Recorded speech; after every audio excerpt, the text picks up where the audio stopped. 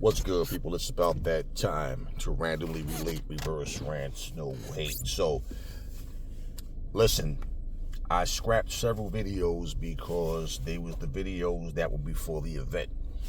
So, certain information came out about certain videos, and I said, you know what? Let me scrap these. Like today is Saturday, for example. So if I make a video and then I get busy and I'm not able to upload it, if something else comes out like that, maybe information that we need in regards to that particular video, then I won't post it. I'll scrap it because then it's outdated at that point. So I had the video. Now, for one, let me just say what I said about Jared Anderson. I said Jared Anderson, after the Bacoli loss, I haven't seen any videos of him. When I saw him come out for his weigh-in and his interviews, he wasn't, all that goofy, silly shit he normally does, dancing, that goofy smile and chewing his gum off. He's acting like real immature. I didn't see any of that. And I said, I don't know if that's Jared Anderson being more focused, leaving the silly shit behind and being more focused, or if he was embarrassed and just said, you know what, let me cool out before I go out here doing silly shit and lose again, because he got beat up badly by Bacoli. Now, Jared Anderson said a lot of the right things in his interview, which is what I saw after I made the video. So, in the interview, he was talking about how he's ready and he learned a lot from the fight with Bacoli. He wants the Bacoli rematch, and that he just have to go out here and execute his game plan. Now, he also said he wanted the guy asked him, did you want to get some rounds in maybe for being out for so long, or do you want to make a statement? Now, he says he want to make a statement. He wanted the stoppage. Okay. I forget his opponent's name. It's not even important. That guy's so irrelevant. I'm not saying to be disrespectful to the guy, but fuck him. I'm just, hey, yeah, fuck you, respectfully. No, fuck you. No. So here's what happens, man. His opponent, this guy was handpicked. This guy was supposed to be and Jared Anderson, big baby, is back, and that didn't happen at all. Jared Anderson looked like he's done. Honestly, man, he things that you never seen him allow happen in the fight before, like him just going to the ropes and standing for no reason.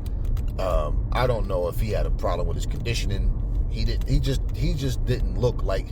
I'm not shocked about it, because, like I said, this is a guy that was saying that he only wanted to fight 2 or 3 more years, and boxing isn't everything. He got other things that he's into, and so for me, listening to Jared Anderson, I feel like I said before, his heart's not into this shit. He's not a boxer. Okay, let me say this. Let me take that back, because you think with your brain and your mind. I know we use the, euphemism is we got heart and all, but no. He doesn't have the mental toughness, the dedication. Let's just say it like that. Because I don't think with my fucking heart. I think with my brain. My heart pumps blood. And that's a stupid ass saying that we really need to stop saying. Because your fucking heart doesn't have a brain in it, okay? Your brain is up here. So let me say, he doesn't have the dedication that he needs. He doesn't have the determination. He's not committed to this shit. And after losing to Bacoli the way he did, I don't think, looking at this fight, it's not, you didn't see anything different from him. You didn't see, he didn't look sharp at all. And for people that want to, it's ring rust, you can call it what you want. This dude is cooked, man. Jared Anderson is cooked. This type of opposition, this dude that he fought is like the bottom of the bottom. This was your comeback look great fight. That's what this was supposed to be. And this dude went in there and was hanging in there with them. And in fact, even though Jared Anderson won the fight, and that last round, that dude had Jared on the ropes and was started lighting his ass up and was catching him. Jared didn't show anything, man. His head movement, defense, like nothing. He just looked he looked much better in his debut fight. Then this fight, you didn't see anything. This didn't look like hey, I learned from that McCauley fight and I'm going to be a sharper fighter. This just looked like, damn, Jared listen, if Jared Anderson and his team don't sit down and watch this fight back and look at his performance and him understand what he has to do and fix those things, Jared Anderson's done, man. And here's the problem, and this is what people don't get. Even a talented fighter who just can fight, but don't have the determination, that grit, they're going to go in there and get beat when they go in there against a tough guy. A really tough guy. And then what happens when you start to step up and start to fight the top level guys, and this guy was far from that. But what starts to happen is once you get beat up bad enough, you start to really doubt yourself. No matter what you're doing in the dressing room, no matter what you're doing in training, once you get in that ring, a lot of times fighters just feel different, and you see it. So I'm watching this fight, and I'm just like, he doesn't look good at all, man. I mean, no footwork, no head movement, weak. I mean, where was the combination punching? Where was the everything? Hesitating too much, waiting, scared to be first, not knowing how to control distance. I mean, he wasn't doing anything right, and I'm like, all right. And the thing about it, he's never beaten a top-level guy. You know, and like I said, when the biggest win on your resume is a points decision against a washed-up, over-the-hill, what's his name? Y'all know. I walk this earth like a god. You know what I'm talking about. But, yeah, I mean, listen.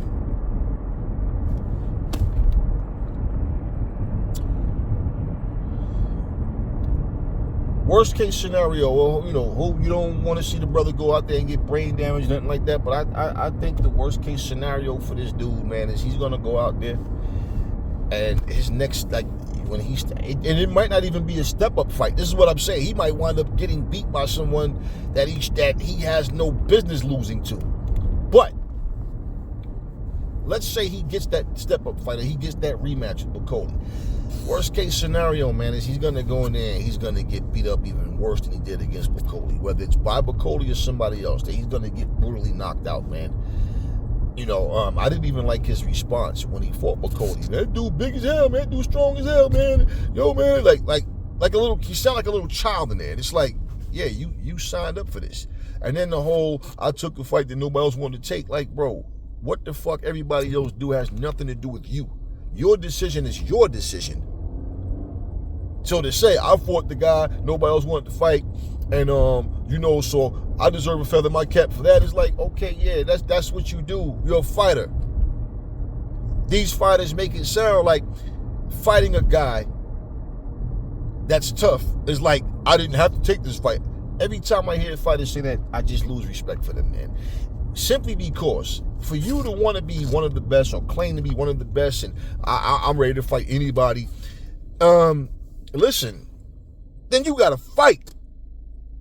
You're not doing us a favor by fighting. That's your fucking job. And what you're doing as far as taking the tough fights is because you're going to get paid big money to go in there and do what you signed up for. It's called the hurt business. Fighters die in that ring. Things happen. Things go wrong. So for you to not have the determination and not have the dedication and understanding, people do die in here. And when he said, what if something happened to me, then what about my daughter, right? Okay. Then based on you even saying that, it's like you picked the wrong profession, because you can have an office job somewhere and you can be driving to work and get, bam, accident. Guess what? You're gone. You think that people that worked at the fucking Twin Towers, you think they thought they knew what was going to happen? The people that showed up, that actually showed up for work that day? I ain't talking about all the hundreds that called out all of a sudden. But yeah, you think these people knew what was going to happen? No, you never know what's going to happen. And this is why, what I'm saying, for someone that's dedicated and have that grit, that determination, they want that money, they want the prestige or whatever the hell, bottom line, they want to win. For you to beat somebody like that and you're not dedicated, it's an uphill battle, man. It's an uphill battle. Unless you can dig down deep in that fight, and then you learn in that fight that, hey, I do have an enemy. Okay, but when you find out that you don't, stepping up in competition is always going to take more out of you mentally. Once you get in that ring and you start feeling punches and you can't get away from certain punches, and because it's like deja vu. Damn, now what do I do?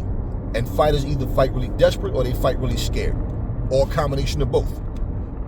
Rarely do you see them dig down and just all of a sudden all these skills just sharpen up. Like it's not like that when you don't have that determination, man. I just think, hey, look, man, Jared Anderson, for him to going there with Bakole, he's gonna get beat up worse this time. At least he had more confidence in that first fight. And like even the interviewer was saying, I don't think people gave you enough credit for your toughness, and the fact that even though you were getting hit, you got dropped, but you never gave up, you kept coming, and yeah, you did all that. Once again, that's your fucking job. If you get knocked out and get embarrassed, I don't get embarrassed, you do. And this is where when fighters say that, it makes it seem like they're doing you a favor by fighting. That's what you get paid to do. Look at these construction dudes. I see these dudes up on these scaffolds and shit, man. My father used to do construction. My father fell through like 3 floors and shit inside of a building, and he was fucked up for a minute, but he recovered. I was a little kid, and I knew what happened, but I didn't really understand the severity of it. I was like 5 years old, so I didn't really understand. 4 or 5. I didn't really understand, when we went to see him in the hospital, I remember I sat there, ate all his food off his tray, But yeah, my dad felt he wasn't making millions of fucking dollars, man. And this is what I'm saying. People lose their lives out here. You see these guys out here doing traffic flagging, right? Then one fucking day you're driving and all of a sudden, what you see? You see a stake in the ground with a fucking vest and a hard hat. You know what that means, right? That person got off in their line of work, and they wasn't making nowhere near, okay? No fucking, not even $1 million, not even close to that. Not even $100,000. And for these fighters that keep talking this shit about getting brain damage and this and that, yeah, we get it. We get it. But at the same time, you feel like you're entitled to making millions of dollars. No, you're not entitled. You got to earn that money. It's simple. You have to earn that money. And I'm looking at Jared Anderson, man. Dude is cooked, man. I really can't see Jared Anderson recovering from anything. Now, can he actually do it? Can he? Maybe. Do I think he can? No. No, I don't. I just don't think he has the mindset for boxing. He doesn't have the mindset for it. He's not a technician in there. He doesn't understand what he's supposed to be doing when things get tough. You saw that when, certain fights he had. You saw like little situations where he'd come out swinging when a guy tried to corner him, or if a guy started getting his shots off. But once he started to really get, in a situation like Charles Martin, that's his name. That's the guy I couldn't remember. Like when he got there with Charles Martin, there's times where he clearly won, but there's times where Charles Martin was catching it with shots that he shouldn't got caught with. And one thing I noticed about him, when you rock him, he kind of just freezes in his tracks and stands there. Like, it's always that hesitation. And I'm looking at him, and I can see the confidence not there. He didn't look confident in himself. Ring rust wasn't the answer. Wasn't the reality of it all. I mean, it might have played a certain part in it, man. But like, his mindset is definitely not where, for a boxer, man, for a fighter, if you've been watching him, I mean, he too much hesitation, scared to be first, not sure of himself. No footwork or nothing, just coming in the straight line. When he did come in, one punch at a time. It was a very boring ass fight, and he wasn't doing much of anything. And against a guy that was put in there with him, this was a rib cage to a lion, man. And it's like somehow the damn rib cage was just the lion was afraid to eat. And I mean, it's not much more you can say about it, man. The guy just didn't look good at all, man. He didn't look good at all, man. And before you even think about a rematch with Bakole, man, you got to get in here and really understand, man, like what you need to be doing. And one of the things you got to also understand, when you have a fighter who has stablemates that are solid, you know, that if you study boxing, that's one thing a lot of these guys don't do.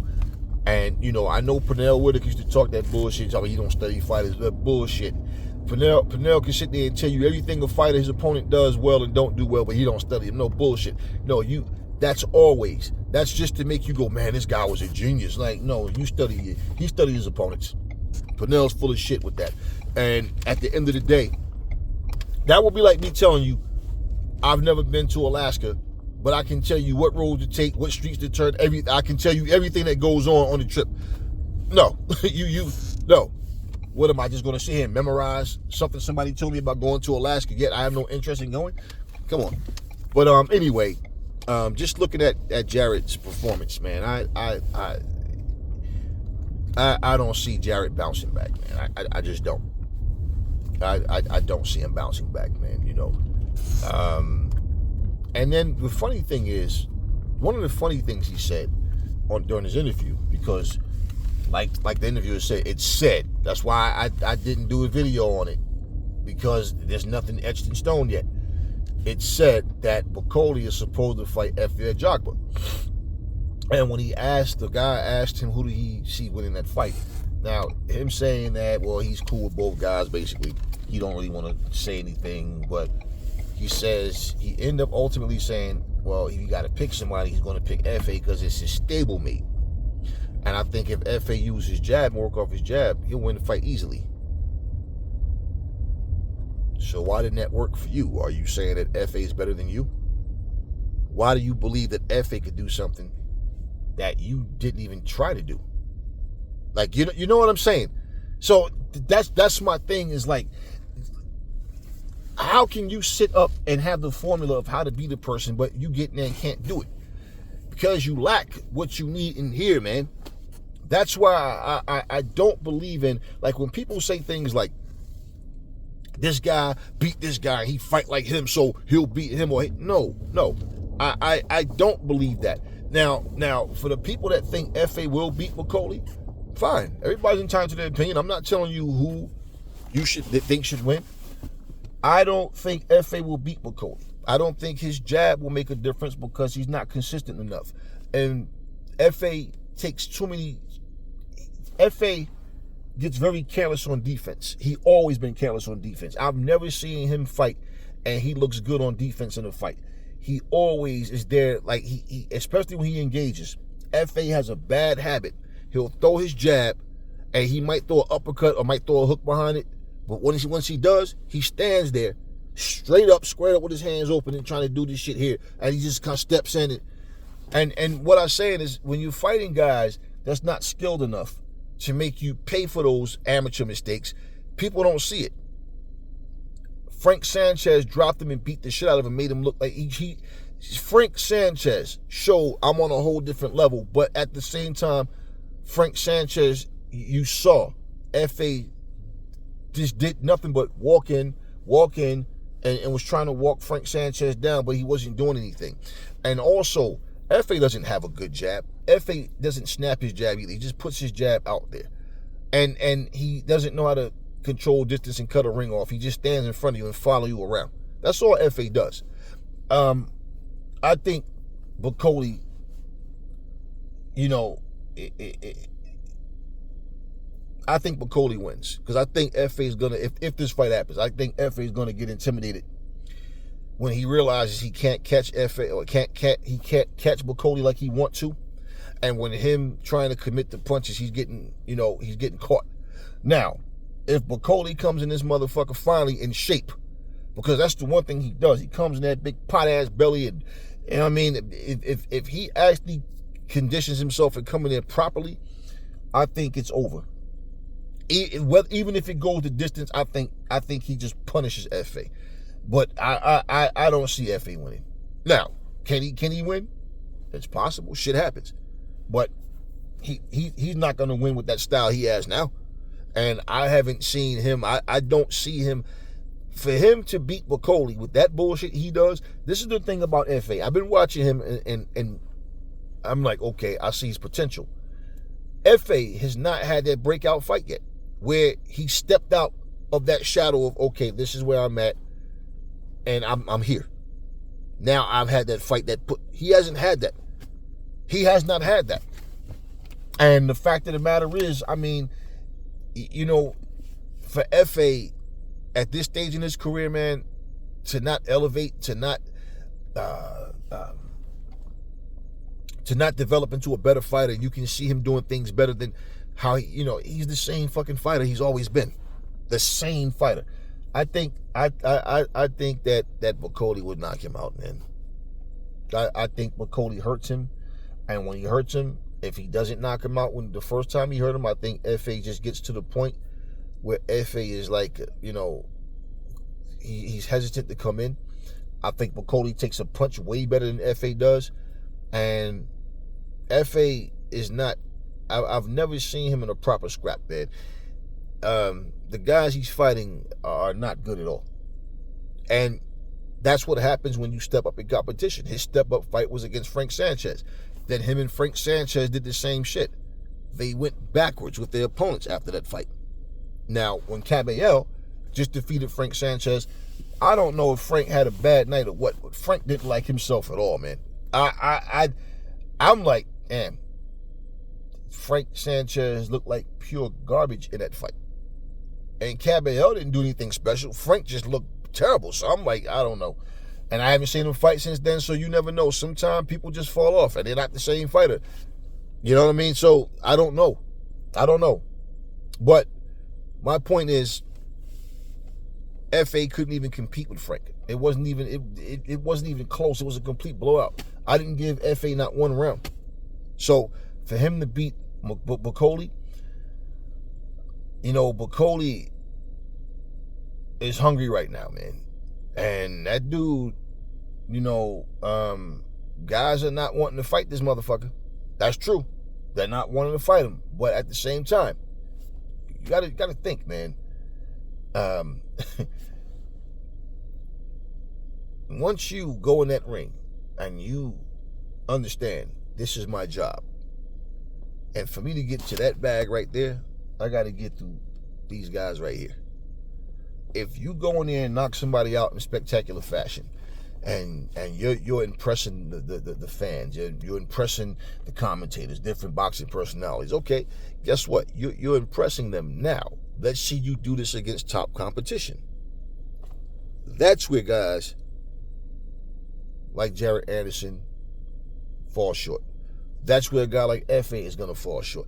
FA is just not getting better. And at his age, man, it's like, bro, some people are late bloomers, yeah.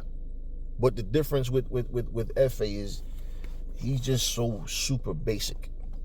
And he hasn't even mastered the basics. And as tall as he is, he should use his jab a lot more.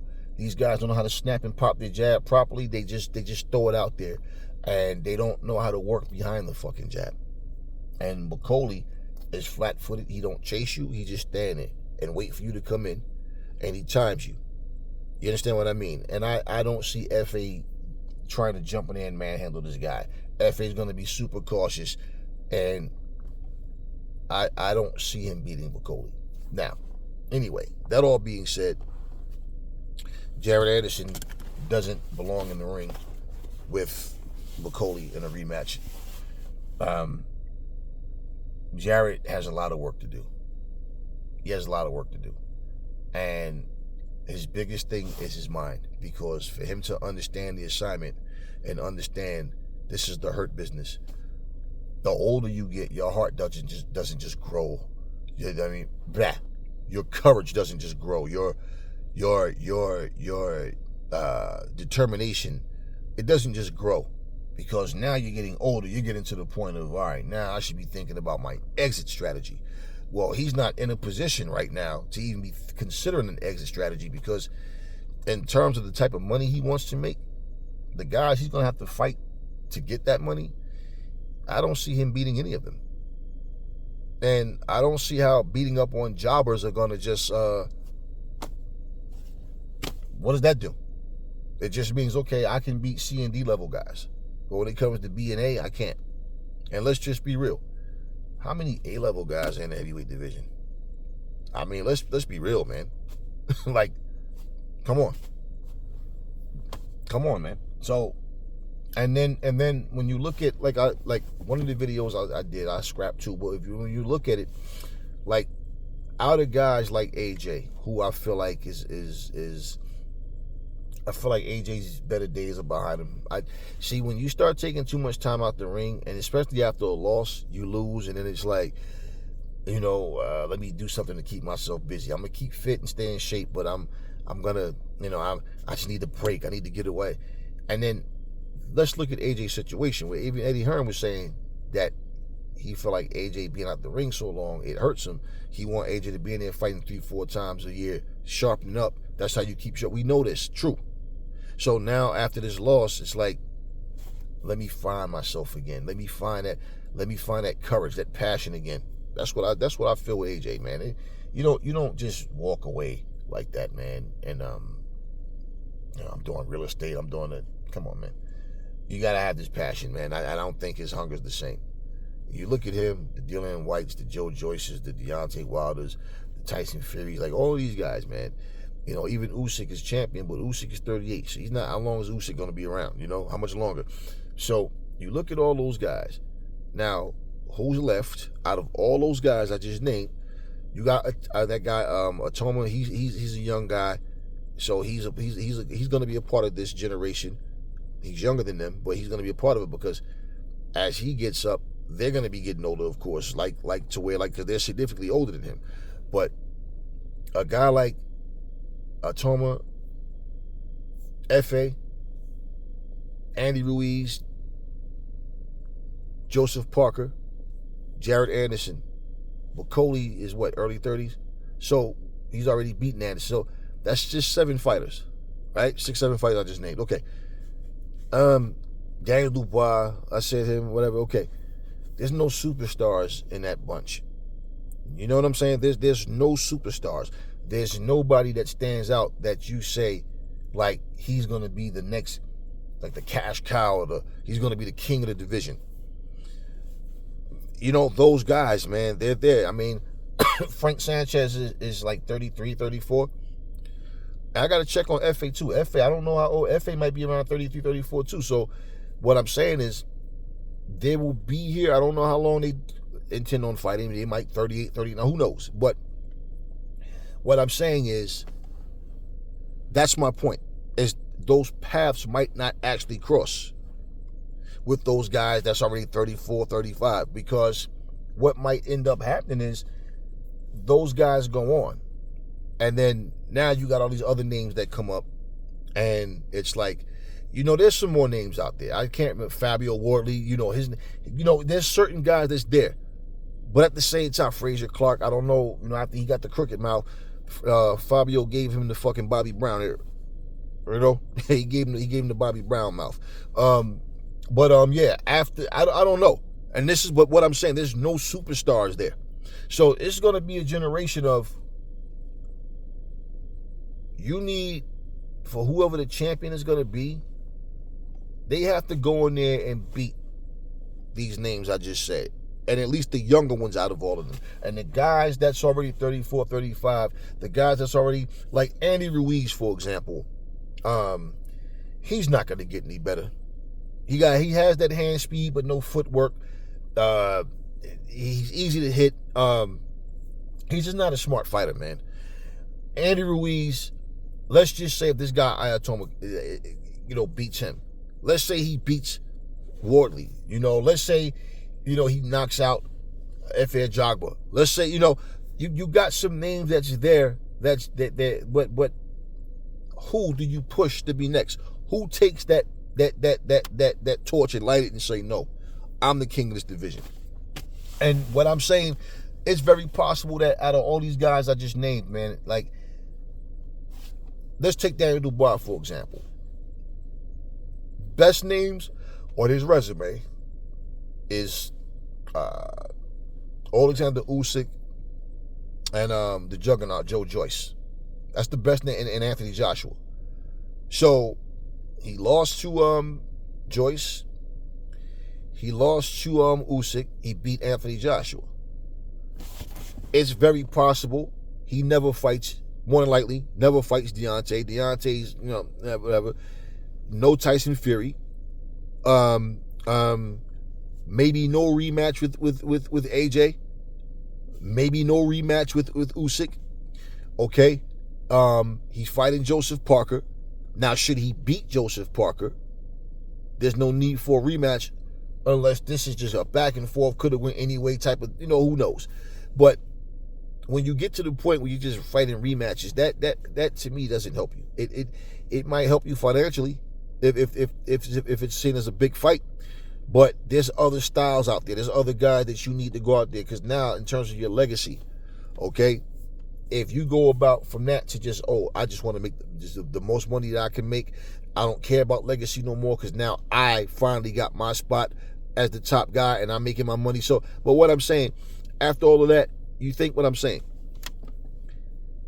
Because there's no superstars after those guys. And even as good as Joseph Parker has been with winning and keeping a good winning streak going, they tried to throw him to the curb. Zhang is 40-something years old. So, you know what I mean? There's guys that he can win against, and it's not going to mean much of anything if these guys go in there and they're not the same guys. Okay, this guy's over the hill. This guy's over the hill. Nobody cares about that guy. So you got to fight who's there. But at the same time, it should be your business to fight the very best fighters that's out there. And I just don't see Jared Anderson being in the mix, man. I don't. I just don't see him being in the mix. I feel like Jared's going to get beat up so badly by someone, and he's probably just going to quit. Like, you know what? That's it. And, if what you have outside of boxing is secure and you have skills to do other things, hey, then go do it, man, because you're going to get yourself hurt in that boxing ring when you go in there and it's not really in you. Because when you get hit and you're more concerned about brain damage or coming out of this fight with something wrong with you, you're not going to fight back. You're going to clam up. And that's exactly where I look at every fighter and what they've done. That's why, like with Adrian Broner, everybody that was making that comparison with him and Floyd, I'm like, you guys are on drugs, man. And you see when he fought Marcos Maidana, what happened. And he showed you he doesn't like pressure at all. He just, everybody that pressures him, he couldn't even compete with them. He couldn't even compete with Mikey Garcia. The Mikey Garcia fight wasn't even close. And this dude is a boxer. And Adrian did nothing. And that's what happens when you fight certain guys, you look good against certain guys, and certain guys beat you to the point where mentally you're not the same anymore. And that's what we saw happen with Adrian Broner, man. He stopped letting his hands go. He made excuses every time he lost. I beat that boy. I come from water and cornflakes. What does any of that have to do with anything, man? You didn't fight back. You didn't do what you were supposed to. And, then he, I never lost at 140, though. Then he lose at 140. Then I'm not going to keep fighting these big guys. Bro, what are you talking about, man? And on top of that, for him to be associated with Floyd and see what Floyd accomplished and have Floyd in his corner, but at the same time, my ego or my immaturity won't let me listen. That's what happens, man. I mean, Keyshawn Davis and Jared Anderson are real close, real cool, training around each other and everything. This is what I'm saying, like how people don't just absorb information. That's what you got to also look at, man. And if you look at everything that Jared Anderson was doing, I'm like, damn, are you trying to fight a bad fight on purpose? Like, God damn, what's happening? But, hey, listen. I just think Jared's cooked, man. I don't see... I don't see him doing much of anything. If he don't have the mental adjustment that he needs to make, if he doesn't do that, he's done. And I really just don't see him as that guy. I just don't see him being able to absorb what he needs to become that better fighter. Only time will tell. We'll see. Talk to me in the comment section, y'all. Never fall in love with lies. Remember, the truth brings hate out of people, and I will catch y'all on the next video.